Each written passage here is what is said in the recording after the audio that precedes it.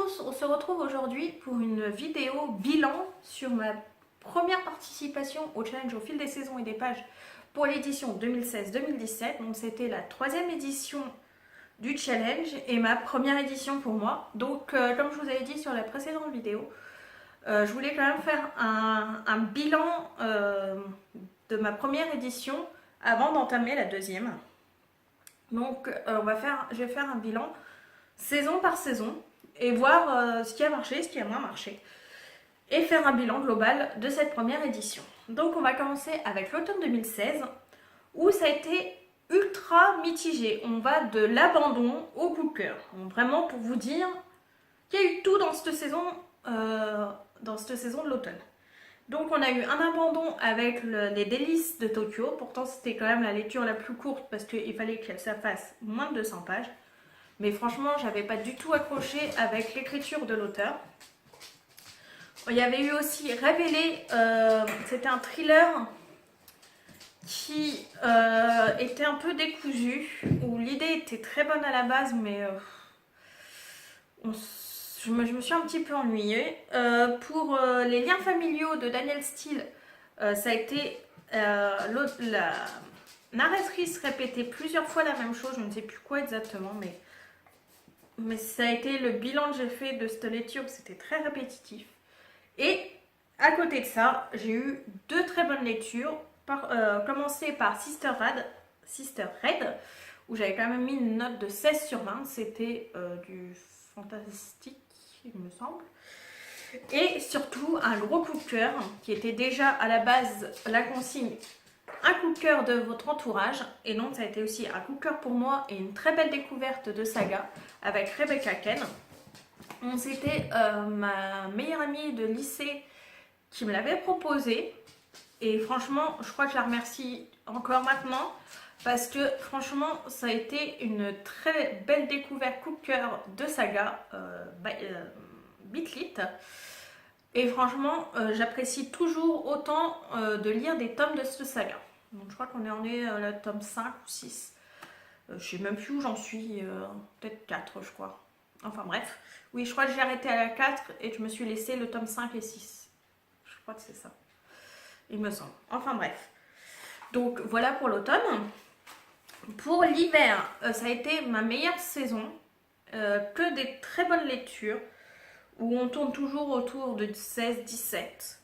Avec une découverte de saga, une nouvelle découverte saga qui n'est pas Bitlit mais romance avec Virgin River.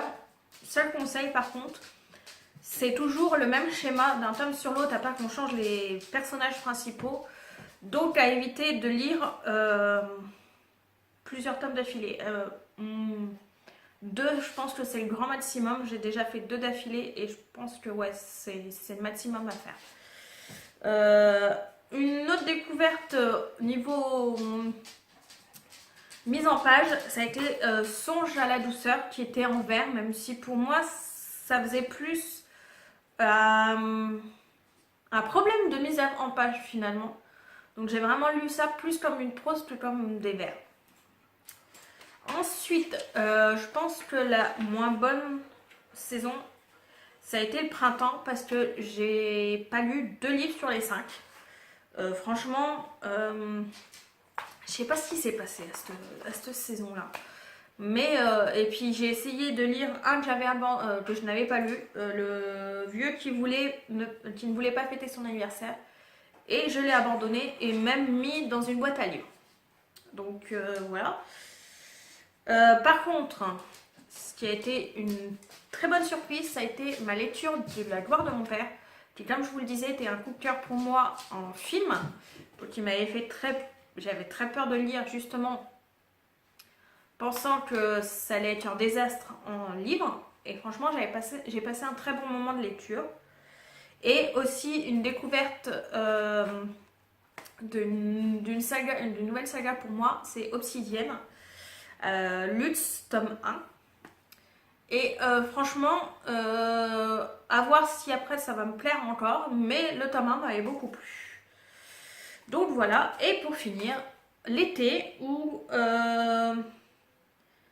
J'ai continué une saga avec Charlie Davidson tome 4, donc franchement, ça pouvait que fonctionner. Un thriller que je vous conseille à 1000%, c'est Leave You Alone, où on parle de traite d'êtres humains, de petites filles en particulier, et donc d'abus sexuels. Franchement, sujet très dur, mais on se met tout de suite dans l'univers et on suit Leave You Alone, franchement, jusqu'au bout. On est derrière elle, à voir comment elle va s'en sortir. Franchement, je vous conseille très fortement. Un fantastique avec Alpha tome 1. Donc j'ai le Alpha tome 2 dans ma palle, donc je sais pas quand je me le ferai. Donc celui-là, je l'avais même lu dans la piscine. J'avais le cul dans la piscine, le parasol au-dessus de ma tête, c'était nickel. Par contre, grosse déception avec Crains le pire de Lee Wood Barclay, où franchement là par contre ça a été une tannée à lire. Franchement, j'allais à reculons, je me forçais à aller jusqu'au bout, comme c'était un thriller et une histoire de disparition d'enfants, où je voulais vraiment savoir s'il retrouvait sa fille. Mais franchement, c'est dans le dernier point lecture, c'est le point de lecture de mois d'août.